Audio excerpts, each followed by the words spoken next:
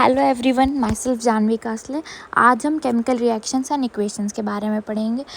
Chemical reactions and equations पढ़ने से पहले हमें फिजिकल एंड केमिकल चेंजेस के बीच का डिफरेंस जानना पड़ेगा।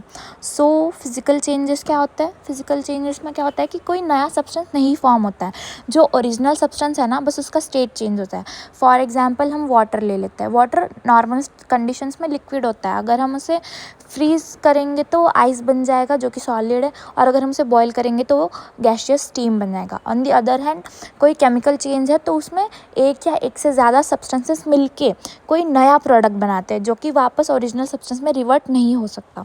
फॉर एग्जाम्पल लेते हैं, अगर कॉपर सल्फेट जो है वो आयरन के साथ रिएक्ट करता है तो हमें दो नए सब्सटेंसेस मिलते हैं, वो है फेरस सल्फेट एंड कॉपर। उसका रिएक्शन कुछ इस प्रकार जाता है। इसे हम परफॉर्म भी कर सकते हैं एज ए एक्सपेरिमेंट। एक कॉपर सल्फेट का सॉल्यूशन लेना है, उसमें एक आयरन नेल डिप कर देना है। थोड़ी देर उसे रखने के बाद जो है ना, वो कॉपर सल्फेट का कलर बदल जाएगा, उसका कलर ब्लू से ग्रीन हो जाएगा। ग्रीन क्यों हुआ? क्योंकि अभी वो कॉपर सल्फेट नहीं, वो अभी फेरस सल्फेट बन गया है ग्रीन कलर का, और जो सॉल्यूशन में कॉपर था वो आयरन नेल के ऊपर डिपॉजिट हो चुका है। तो अभी हम एक क्वेश्चन करेंगे कि which of the following are chemical changes. उसमें कुछ 7 रिएक्शंस दी हुई है या प्रोसेसेस दी हुई है। हमें उसमें से पहचानना है कि केमिकल चेंजेस कौन से हैं और फिजिकल चेंजेस कौन से हैं।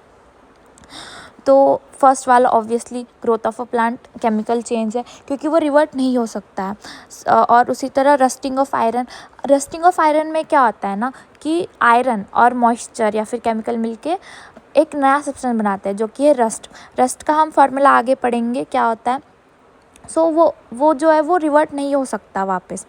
थर्ड है mixing of iron filings and sand. ये हम सेपरेट कर सकते हैं, ये फिजिकल चेंज है। हम आयरन फाइलिंग्स को मैग्नेट की मदद से सेपरेट कर सकते हैं। फोर्थ है कुकिंग ऑफ फूड। हम रॉ मटेरियल से अगर फूड कुक कर रहे हैं तो हम उसे वापस रिवर्ट नहीं कर सकते into raw materials. Similarly digestion, वो भी रिवर्ट नहीं हो सकता। फ्रीजिंग ऑफ वाटर, वो देखा है हमने कि वो फिजिकल चेंज है, वो नॉर्मल कंडीशंस पे वापस लिक्विड बन सकता है। और सेवेंथ है बर्निंग ऑफ अ कैंडल। देखो, burning of wax and melting of wax अलग चीज़ें होती है। अगर वैक्स मेल्ट होता है तो वो वापस सॉलिडिफाई हो सकता है, बट अगर वैक्स बर्न हो रहा है तो वो वापस सॉलिड वैक्स नहीं बन सकता। वो बर्न हो चुका है, वो केमिकल चेंज है। बर्निंग ऑफ अ कैंडल जो है ना, वो एक केमिकल चेंज है, और melting of candle physical change है। अब हम देखेंगे कि ways to write a chemical equation. अभी हमने केमिकल रिएक्शन तो देख लिया, अब उसका इक्वेशन लिखने के कुछ तरीके होते हैं। फर्स्ट है word equation. A word equation is a chemical reaction expressed in words rather than chemical formulas. तो हम वो रिएक्शन को हम एज वर्ड्स रिप्रेजेंट करते हैं। एग्जाम्पल के लिए ले लो, सोडियम प्लस क्लोरीन क्या बनता है? सोडियम क्लोराइड बनता है। बट अगर हम उसे केमिकल इक्वेशन के फॉर्म में लिखेंगे तो हम वर्ड्स यूज़ नहीं करेंगे, हम उन जो सब्सटेंसेस है उनके केमिकल फार्मूलाज यूज़ करेंगे, या फिर जो उनके सिम्बॉल्स है वो यूज़ करेंगे। एग्जाम्पल के लिए सेम एग्जाम्पल लेते हैं, Na plus Cl gives NaCl। Na क्या है? सोडियम। Cl क्लोरीन, हमें क्या मिलता है? NaCl, जो है सोडियम क्लोराइड। केमिकल इक्वेशन लिखने के कुछ रूल्स होते हैं। पहले तो वो बैलेंस्ड होना चाहिए दोनों साइड, मतलब रिएक्टेंट साइड और प्रोडक्ट साइड के जो एटम्स है, नंबर ऑफ एटम्स, वो सेम होने चाहिए। और अगर हमारा केमिकल इक्वेशन जो है वो अनबैलेंस्ड है तो वो स्केलेटल केमिकल इक्वेशन कहलाता है। और जो हमारे रिएक्टेंट्स एंड प्रोडक्ट्स हैं, हमें उनके स्टेट मेंशन, मतलब हमें स्टेट पता चलने चाहिए, वो सॉलिड है या लिक्विड है, या उसका पीपीटी बना है, या गैस इवॉल्व हुआ है। तो उसके लिए हम लिखेंगे, अगर सॉलिड है तो S लिखेंगे, लिक्विड के लिए L, गैस के लिए G, एक्वस सॉल्यूशन है तो AQ लिखेंगे। अगर गैस हमारा इवॉल्व होता है तो हम अपसाइड एरो से डिनोट करेंगे कि इवॉल्व हो चुका है गैस, और अगर PPT बना है तो डाउनवर्ड एरो से डिनोट करेंगे।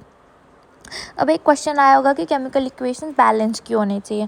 हमने एक लॉ पढ़ा था, the law of conservation of mass. उसके अकॉर्डिंग क्या होता है कि मास जो है neither be created not be destroyed. उसी तरह एटम का है, atom can not be created, can not be destroyed. तो उसी के लिए केमिकल इक्वेशन के दोनों साइड, जो एरो होता है केमिकल इक्वेशन, दोनों साइड में इक्वल नंबर ऑफ एटम्स होने चाहिए। बैलेंसिंग का एक जो बेसिक तरीका होता है वो है हिट एंड ट्रायल मेथड।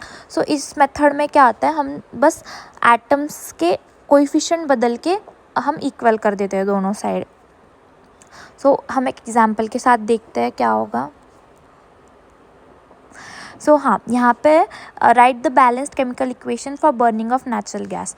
तो यहाँ हम देखेंगे कि CH4 + O2 gives CO2 + H2O + heat. अभी CH4 हम एटम वाइज जाएंगे। फर्स्ट हम लेंगे कार्बन एटम, रिएक्टेंट के साइड कार्बन एटम एक है C, प्रोडक्ट के साइड भी एक है, बैलेंस्ड है। अभी हाइड्रोजन, रिएक्टेंट के साइड कितने 4 एटम्स है, प्रोडक्ट साइड बल्कि 2 है। तो अभी 2 है तो हमें उसे 4 करना है, तो हम 2 टाइम्स H2O ले लेंगे जैसे कि यहाँ लिया गया। सो अब C भी बैलेंस्ड हो गया, H भी बैलेंस्ड हो गया, अब बचा O अभी रिएक्टेंट के साइड हमें कितना है 2 ही है, और उस साइड कितना है 2 + 2 4। तो हमें रिएक्टेंट की साइड 2 से मल्टीप्लाई करना होगा O2 को, ताकि दोनों साइड 4 हो जाए। तो अभी हमारा बैलेंस्ड केमिकल इक्वेशन है CH4 + 2O2 gives CO2 + 2H2O। और अब हम देखते हैं टाइप्स ऑफ केमिकल रिएक्शंस। तो केमिकल रिएक्शंस कुल मिला के 6 टाइप के होते हैं। Combination reaction, decomposition reaction, displacement reaction, redox reaction, neutralisation reaction and precipitation reaction. तो हम हर एक रिएक्शन को थोड़ा डिटेल में देखते हैं। सबसे पहले कॉम्बिनेशन रिएक्शन। नाम से पता चल जाता है कि कॉम्बिनेशन रिएक्शन में दो या दो से ज़्यादा रिएक्टेंट्स मिलके एक नया प्रोडक्ट बनाते हैं, वो कंबाइन होते हैं। तो एग्जाम्पल दिए हुए हैं वहाँ पे H2 + Cl2 गिव्स 2HCl। उसी तरह मीन्स बेसिकली यहाँ एक नोटिस करने की बात है कि रिएक्टेंट्स एक से ज़्यादा है बट प्रोडक्ट हमारा एक ही बन रहा है, मतलब सब्सटेंसेस कंबाइन हो रहे हैं एक सिंगल प्रोडक्ट देने के लिए, तो वो होता है कॉम्बिनेशन रिएक्शन। उस कॉम्बिनेशन रिएक्शन का उल्टा होता है डिकम्पोजिशन रिएक्शन, जिसमें एक सब्सटेंस एक या एक से ज़्यादा सब्सटेंसेस में टूट जा रहा है। तो हम उसका एक इजी एग्जाम्पल लेंगे। हम एक इजी एग्जाम्पल लेंगे AgCl। Ag प्लस और Cl माइनस में टूट जाता है, सो वो डिकम्पोज हो रहा है, तो वो है डिकम्पोजिशन रिएक्शन। डिकम्पोजिशन हम बहुत सारे तरीके से कर सकते हैं, हीट या इलेक्ट्रिसिटी पास करने से भी एक सब्सटेंस जो है वो अपने एलिमेंटल कंपाउंड में ब्रेक हो जाता है। नेक्स्ट है हमारा सिंगल डिस्प्लेसमेंट रिएक्शन। सो सिंगल डिस्प्लेसमेंट रिएक्शन में क्या होता है कि जो मोर रिएक्टिव एलिमेंट होता है वो लेस रिएक्टिव एलिमेंट को अपने कंपाउंड में से डिस्प्लेस कर देता है। सो अभी फर्स्ट एग्जाम्पल में जो है Zn + CuSO4, यहाँ पे एक रिएक्टिविटी सीरीज़ होती है, उसके अकॉर्डिंग हमें पता चलता है कि कौन ज़्यादा रिएक्टिव है। तो कॉपर और जिंक में से हमारा जो जिंक है वो रिएक्टिविटी सीरीज़ में ऊपर आता है, मतलब वो ज़्यादा रिएक्टिव है, इसका मतलब वो कॉपर को CuSO4 में से डिस्प्लेस कर देगा। सो हमें प्रोडक्ट में मिल जाएगा ZnSO4 + Cu। नेक्स्ट है डबल डिस्प्लेसमेंट रिएक्शन। तो डबल डिस्प्लेसमेंट रिएक्शन में बेसिकली एक्सचेंज होता है आयंस का। तो यहाँ पे एग्जाम्पल में दिया गया है AgNO3 + KCl gives AgCl + KNO3। मतलब जो रिएक्टेंट्स होते हैं वो कंबाइन नहीं बोल सकते, वो एक्सचेंज होते हैं, आयन का एक्सचेंज होता है और नया प्रोडक्ट बनता है, तो वो होता है डबल डिस्प्लेसमेंट रिएक्शन। नेक्स्ट है हमारा रेडॉक्स रिएक्शन। रेडॉक्स रिएक्शन में क्या होता है, ऑक्सीडेशन भी होता है, रिडक्शन भी होता है। सो ऑक्सीडेशन क्या होता है, एक तो gain of oxygen, loss of hydrogen या फिर लॉस ऑफ इलेक्ट्रॉन्स। अगर ये सब हो रहा है तो हम उसे बोलेंगे ऑक्सीडेशन हो रहा है। और अगर gain of hydrogen, loss of oxygen या फिर गेन ऑफ इलेक्ट्रॉन्स हो रहा है तो वो रिडक्शन हो रहा है।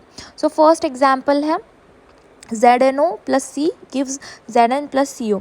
मतलब यहाँ जो है ZnO जिंक से ऑक्सीजन अलग हो रहा है, मतलब जिंक जो है वो ऑक्सीजन लूज़ कर रहा है। सो यहाँ पे जिंक ZnO जो है उसका रिडक्शन हो रहा है, और C में ऑक्सीजन मिल रहा है तो उसका ऑक्सीडेशन हो रहा है।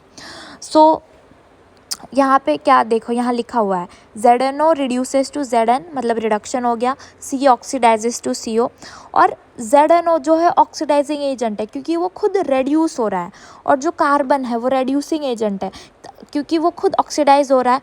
वो ऑक्सीडाइज इसीलिए हो रहा है क्योंकि वो रेड्यूसिंग एजेंट इसीलिए कहा गया है उसको क्योंकि वो ZnO को रेड्यूस कर रहा है और खुद ऑक्सीडाइज हो रहा है, इसलिए वो रेड्यूसिंग एजेंट है।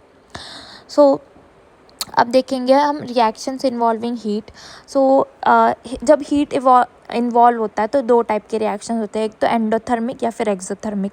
एंडोथर्मिक रिएक्शन होती है जहाँ पे हीट ज़रूरी होती है, लाइक हीट इनटेक होता है रिएक्शन को कैरी आउट करने के लिए। तो जो डिकम्पोजिशन रिएक्शंस होते हैं वो बेसिकली एंडोथर्मिक होते हैं, लाइक जनरली बहुत सारे डिकम्पोजिशन रिएक्शन जो है एंडोथर्मिक होते हैं, उन्हें बाहर से हीट प्रोवाइड करनी पड़ती है ताकि वो रिएक्शन प्रोसीड हो। दूसरी तरफ है एक्सोथर्मिक रिएक्शन। एक्सोथर्मिक रिएक्शन में क्या होता है, हीट जो है वो इवॉल्व होती है। अगर दो सब्सटेंसेस जो कंबाइन हो रहे हैं ना, तो वो हीट इवॉल्व करके स्टेबलाइज होते हैं। सो कम्बिनेशन रिएक्शंस क्या होती है, एक्सोथर्मिक होती है। तो हमने क्या पढ़ा कि डिकम्पोजिशन रिएक्शंस एंडोथर्मिक होती है, कॉम्बिनेशन रिएक्शंस एक्सोथर्मिक। तो आगे हम पढ़ेंगे करोजन। सो करोजन मतलब अभी हमने देखा होगा कि अगर कोई लोहे की चीज़ है वो बारिश में भीग जाती है या पानी में बहुत देर रह जाती है तो उसमें एक ब्राउन लेयर सी आ जाती है। सो वो बेसिकली होता है रस्टिंग ऑफ आयरन। करोजन क्या होता है, gradual deterioration of a material, usually a metal, by the action of moisture, air or chemicals in the surrounding environment. So corrosion का सबसे लाइक कॉमन एग्जांपल होता है रस्टिंग, जहाँ पे आयरन जो है वो ऑक्सीजन एयर में का ऑक्सीजन के साथ रिएक्ट करता है, ऑक्सीजन और मॉइस्चर के साथ, और हमें रस्ट देता है। रस्ट का जो फॉर्मूला होता है वो होता है Fe2O3.XH2O, वो वैरी कर लेता है हमारा H2O। नेक्स्ट है corrosion of copper, corrosion of silver. So जब ये दोनों मेटल्स पानी के साथ रिएक्ट करते हैं या फिर किसी करोजिव गैस के साथ रिएक्ट करते हैं तो उनका करोजन हो जाता है, वो होता है करोजन। नेक्स्ट है हमारा रैंसिडिटी। रैंसिडिटी होता है, it refers to the oxidation of fats and oil in food that is kept for a long time. अभी हमने घर पे अचार देखा होगा, वहाँ उसमें तेल होता है ताकि वो ज़्यादा दिन टिक पाए। तो उस फैट्स एंड ऑयल्स का जब ऑक्सीडेशन होता है तो रैंसिडिटी होती है, मतलब वो अचार जो है वो स्पॉइल हो जाता है। तो हम रैंसिडिटी को कैसे प्रिवेंट कर सकते हैं, एक तो एयर टाइट कंटेनर्स यूज़ कर सकते हैं, या फिर हमने चिप्स के पैकेट देखे हैं। सो चिप्स के पैकेट्स में ना नाइट्रोजन गैस होती है ताकि जो उसका फूड अंदर का जो खाने की चीज़ है वो ज़्यादा देर प्रिजर्व्ड रह पाए। हम रेफ्रिजरेट कर सकते हैं उसे, और हम एंटीऑक्सीडेंट्स या प्रिजर्वेटिव्स ऐड कर सकते हैं, जैसे कि नमक या फिर ऑयल हम ऐड कर सकते हैं। तो अभी हम एक क्वेश्चन करते हैं। क्वेश्चन में दिया हुआ है identify the type of reaction. अभी फर्स्ट रिएक्शन है कि ZnCO3 जो है वो अभी ब्रेक हो रहा है, एक रिएक्टेंट दो प्रोडक्ट्स में ब्रेक हो रहा है, मतलब ये क्या है, डिकम्पोजिशन रिएक्शन है। सेकेंड है Pb प्लस CuCl2, क्या बन रहा है, PbCl2 प्लस कॉपर। यहाँ पे क्या हो रहा है, आयन मतलब Pb जो है वो कॉपर को डिस्प्लेस कर रहा है अपने कंपाउंड में से, तो ये हुआ सिंगल डिस्प्लेसमेंट रिएक्शन। नेक्स्ट है H2 plus Cl2 gives 2HCl। यहाँ पे दो रिएक्टेंट्स जो है वो एक प्रोडक्ट में कंबाइन हो रहा है, तो ये है कॉम्बिनेशन रिएक्शन। अभी नेक्स्ट है Fe2O3 plus 2Al gives Al2O3 plus 2Fe। यहाँ क्या आ रहा है, जो एल्यूमिनियम है Al वो आयरन को डिस्प्लेस कर रहा है अपने कंपाउंड में से, तो ये क्या हो गया, डिस्प्लेसमेंट रिएक्शन। नेक्स्ट है 3H2 plus N2 gives 2NH3। यहाँ पे हाइड्रोजन नाइट्रोजन मिलके क्या बना रहे, अमोनिया बना रहे, मतलब दो रिएक्टेंट्स कंबाइन होकर एक प्रोडक्ट बना रहे हैं, मतलब ये क्या हो गया, कॉम्बिनेशन रिएक्शन। तो यहाँ आंसर दिए हुए हैं। तो यही मतलब आज यही था, इसे रिवाइज़ कर लेना और एक बार अच्छे से देखना अगर कुछ समझ में ना आए तो। Thank you.